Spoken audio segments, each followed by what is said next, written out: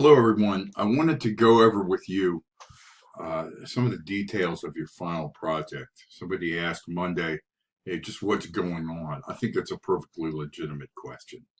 So I want to take a few minutes and make this video and walk you through each step of the way for your final project.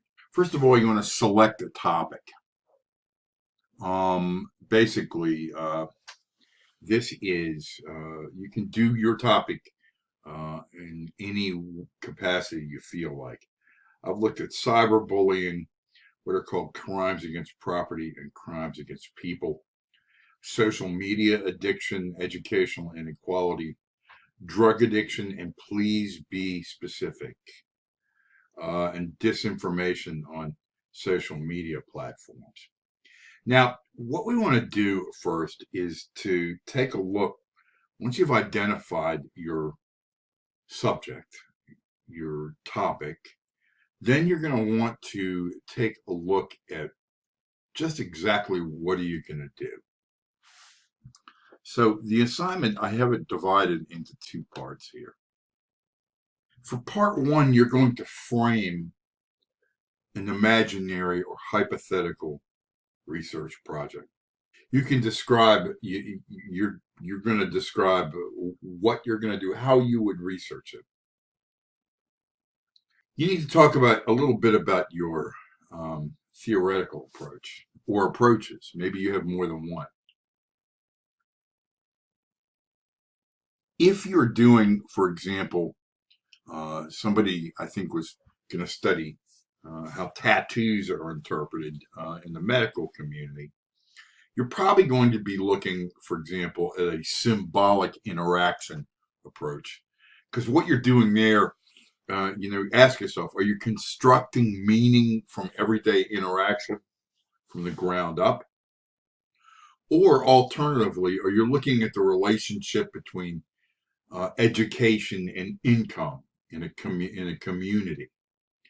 So if you're doing that, you're going to be hypothesis testing and probably looking at you could take a number of approaches. I would suggest, since those things are inherently unequal, you're probably going to be taking a conflict theory approach. But you're going to need to go back, look at the learning modules, earlier learning modules where we discussed in module 1 and 2, we discussed theoretical approaches and really decide, really drill down. Okay. So then you're going to decide, contingent on that, whether you're going to be testing a hypothesis, looking for patterns, or interviewing. You could possibly suggest, if you're going to, for example, someone suggested that they were going to research tattoos. You would probably want to interview people. You would structured interview. So you're going to have to go back and link method with your theoretical approach. Okay.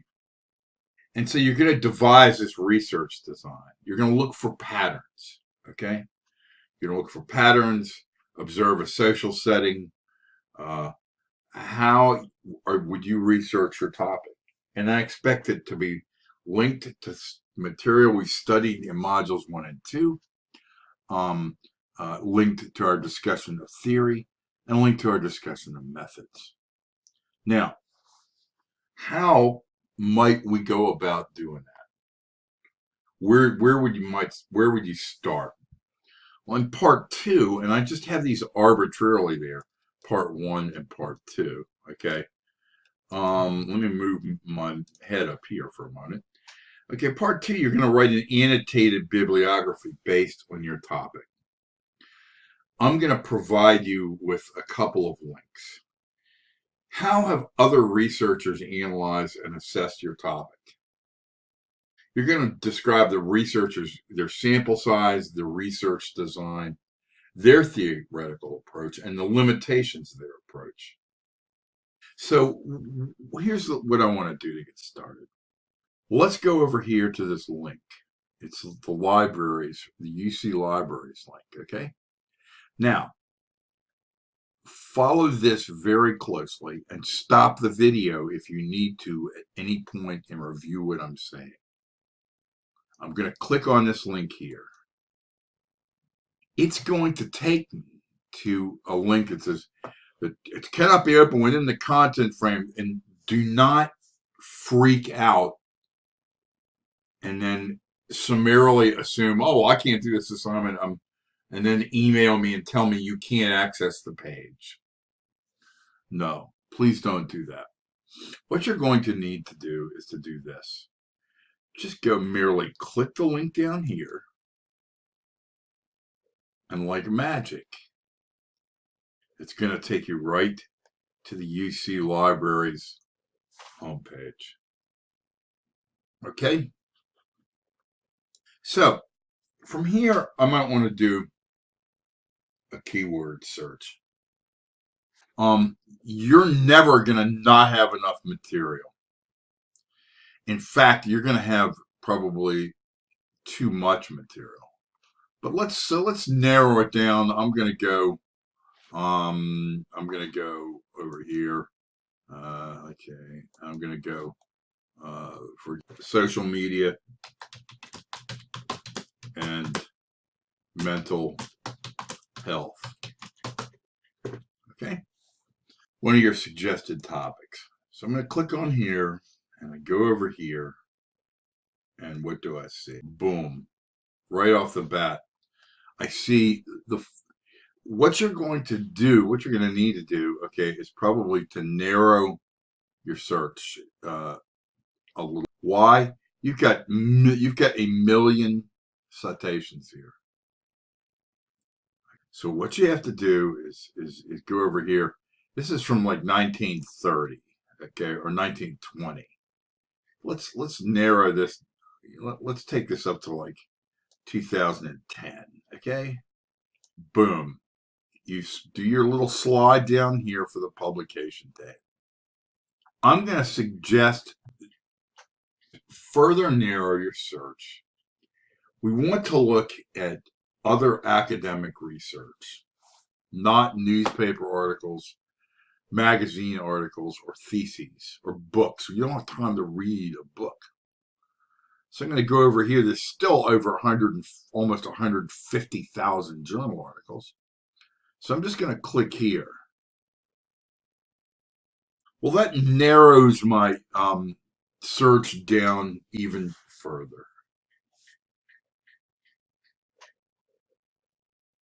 So right now, right off the bat, okay, we're going to be looking through material.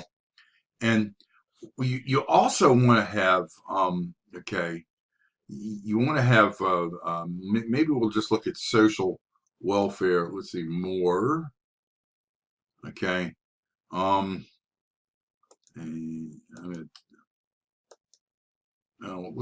Let's take anthropology back on again, and applied sciences. Okay. So, I mean, basically, I'm going to go down to sociology and social history, and I'm going to go social work.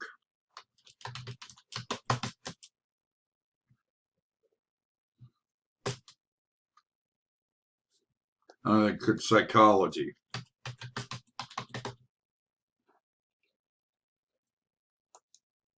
And see if this narrows our search down. See, we've already narrowed our search down somewhat, okay? What you're going to now want to look for, ladies and gentlemen, are full text articles. I don't know about the democracy movement in Hong Kong. Okay. I think this is a great one. Adolescent social media use and mental health from adolescent and parent perspectives. And we also know that this is going to be a good article because we have the full text online here. Okay. Okay. And then even better, parental control of time, of the time pre-adolescents spend on social media. Okay. But you've got the first, is social media bad for mental health? exploring adolescence. So this you've already narrowed the field down to you've got like your requirement here is 2 to 4 of these articles. I can look now and I can see. Okay, it's and if you're doing this offline, I mean off campus, as I am, you're going to put your new username and password. So let's go on here. Okay, and then I'm going to go down and I'm going to put my password in.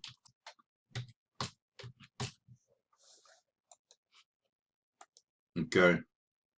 And now I'm in here, the clinical child psychology and psychiatry. And you've got a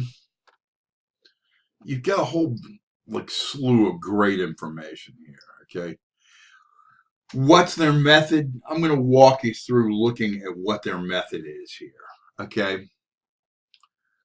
It's scarce literature. They looked at focus groups with 54 adolescents, and this is in the United Kingdom. That's close enough culturally to the United States to be relevant.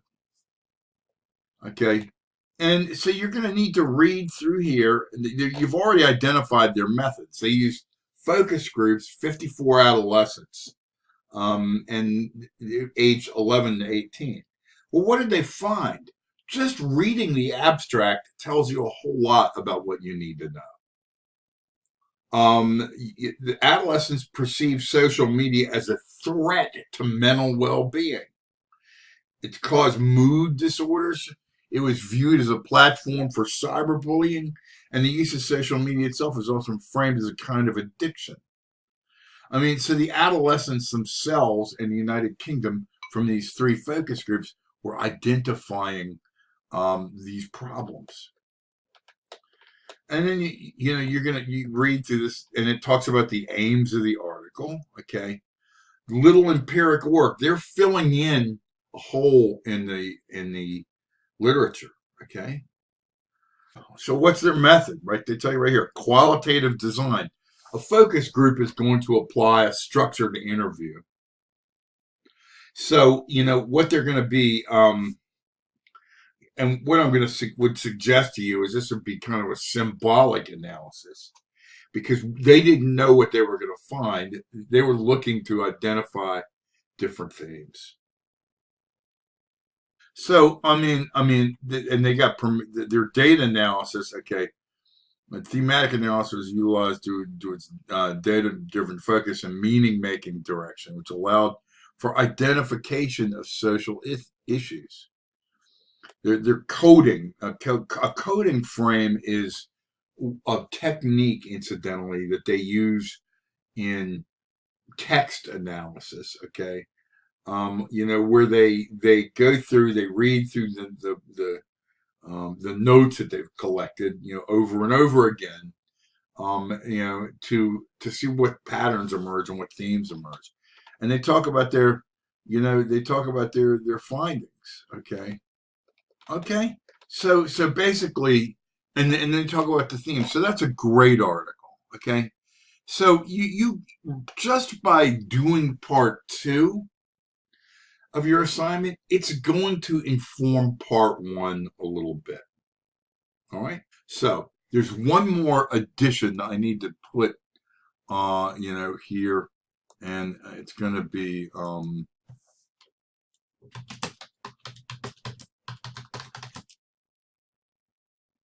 and I'm going to call this Al Purdue Writing Lab Annotated Bibliography.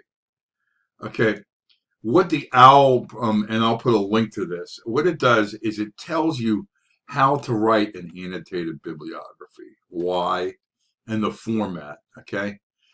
So I'm going to include a link over here in your assignment. I hope this gets you thinking, and hope that this clears up some of your concerns about how to do this project.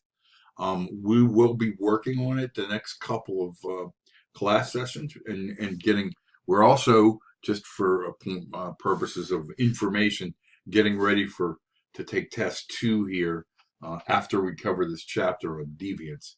I'll have more information for you about that in class on the next class session, which will be tomorrow. Okay, have a good uh, rest of your Thursday night, and we will see you in the morning.